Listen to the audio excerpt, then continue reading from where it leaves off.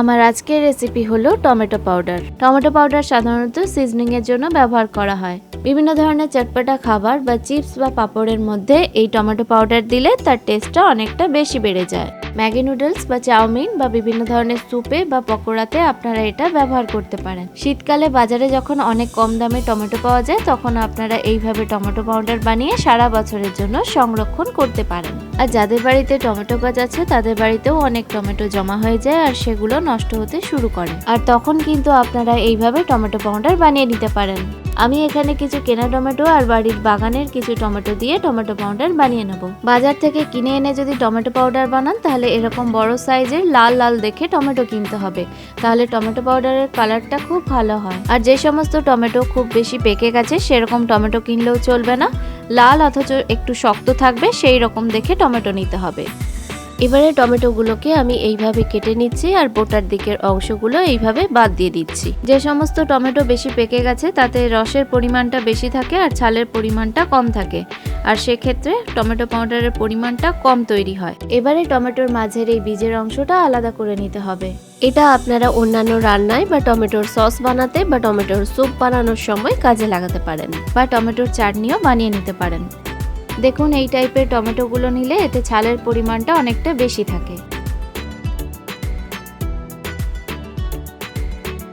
একইভাবে আমি বাকি সমস্ত টমেটোগুলোর স্কিনের পোর্শনটা নিয়ে নিলাম আর বীজের পোর্শনটা রেখে দিলাম। টমেটো পাউডার বানানোর উপযুক্ত সময় হলো শীতকালে যখন কয়েকদিন ধরে খুব কড়া রোদ থাকবে সেই রকম টাইমে যদি আপনারা বানান তাহলে কিন্তু টমেটো পাউডার খুব তাড়াতাড়ি শুকনো হয়ে যায়।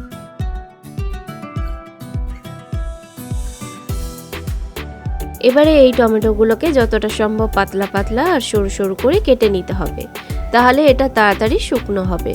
রেসিপি ভালো লাগলে লাইক, কমেন্ট, শেয়ার এবং সাবস্ক্রাইব করতে ভুলবেন না যেন। এছাড়াও আরও অন্যান্য রেসিপির জন্য ডেসক্রিপশন বক্সটাও চেক করে নেবেন। দেখুন সমস্ত টমেটোগুলো আমার কাটা হয়ে গেছে। এই দেখুন এগুলো আমাদের গাছের টমেটো, তবে ছোট সাইজের। কিছু টকটকে লাল রঙের টমেটো আর কিছু হলুদ রঙের টমেটো। তাই এখানে টমেটো পাউডারের কালারটা একদম টকটকে লাল না হয়ে একটু হলদেটে রং হবে, এছাড়া এর মধ্যে আর কোনো তফাৎ থাকবে না। একইভাবে আমি গাছের টমেটোগুলোকেও এইভাবে কেটে নিয়েছি। যত বেশি পাতলা করে কাটতে পারবেন তত এগুলো তাড়াতাড়ি শুকনো হবে। এবারে এই টমেটোগুলোকে রোদে শুকনো করতে হবে।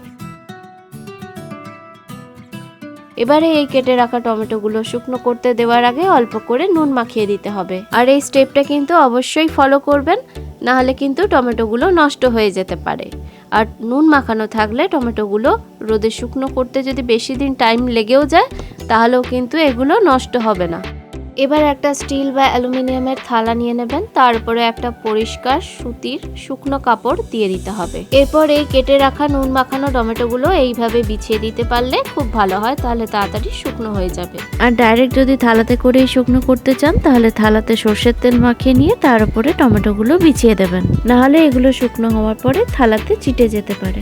আর একসাথে যদি পরিমাণে অনেকটা বানান তাহলে এইভাবে কুলোর উপরে রেখে তার উপরে প্রথমে সুতির কাপড় একটু মোটা করে দিয়ে দেবেন, তারপরে টমেটোগুলোকে এইভাবে ফাঁকা ফাঁকা করে বিছিয়ে দিয়ে দিতে হবে। আর নিচে এইভাবে একটা কাপড় বিছিয়ে দিলে টমেটোর এক্সট্রা রসটা শুষে নেবে। আর টমেটোগুলোতে নুন মাখানোর পরে যে এক্সট্রা জলটা বেরোবে সেটা আপনারা অন্যান্য রান্নায় ব্যবহার করে নেবেন। শীতকালের কড়া রোদে দুদিন শুকনো করার পরে টমেটোগুলো এরকম হয়েছে। এবার এগুলোকে কাপড় থেকে আমি তুলে নিচ্ছি। এবারে এটাকে স্টিল বা অ্যালুমিনিয়ামের থালায় করে ডাইরেক্ট রোদে দেবো, তাহলে এটা আরো তাড়াতাড়ি শুকনো হয়ে যাবে। দুদিন রোদে শুকনো করার পরে এটা দেখুন এরকম দেখতে হয়েছে। এটা আরো কড়কড়ে করে শুকনো করতে হবে।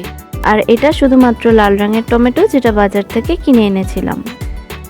দেখুন আগের শুকনো করা টমেটো এবং এই শুকনো করা টমেটো দুটোর কালারের মধ্যে যথেষ্ট তফাৎ আছে, কারণ এটা আমি লাল আর হলুদ টমেটো মিশিয়ে করেছিলাম। এবারে এটা আমি কাপড় থেকে ডাইরেক্ট থালাতে ট্রান্সফার করে দিলাম যাতে তাড়াতাড়ি শুকনো হয়ে যায়। আমি আপনাদেরকে একটু কাছ থেকে দেখে দিচ্ছি। দেখুন এগুলোতে কোনো রকম ছত্রাক বা ফানগাস কিছুই জন্মায়নি। আর টমেটো শুকনো করার পরেও যদি টমেটোর কালারটা এরকম লাল ধরে রাখতে চান তাহলে টমেটো শুকনো করার সময় একটা পাতলা কাপড় এর উপরে চাপা দিয়ে তারপরে রোদে দিতে হবে, নাহলে ডাইরেক্ট সূর্যের আলো পেলে টমেটোগুলোর কালারটা একটু কালচে হয়ে যায়। খুব ভালো করে শুকনো হয়ে যাওয়ার পরে এরকম শব্দ হবে, আর এটা শুকনো করতে আমার আরো 1-1.5 দিনের মতো টাইম লেগেছিল। এবারে এই শুকনো করা টমেটো ভালো করে গ্রাইন্ডারে গুঁড়ো করে নিলেই তৈরি হয়ে যাবে টমেটো পাউডার। টমেটোগুলো যতদিন না পর্যন্ত খুব ভালো করে কড়কড়ে করে শুকনো হচ্ছে ততদিন এটা সকাল থেকে বিকেল পর্যন্ত রোদে শুকনো করতে হবে, যাতে কোনো রকম ময়েশ্চার বা জলীয় বাষ্প না থাকে, না হলে কিন্তু টমেটো পাউডার সারা বছর থাকবে না, তার আগেই নষ্ট হয়ে যেতে পারে। এবারে এই টমেটো পাউডারটাকে একটা এয়ারটাইট কন্টেনারে করে ভরে সারা বছরের জন্য নর্মাল ফ্রিজারে রেখে সংরক্ষণ করুন।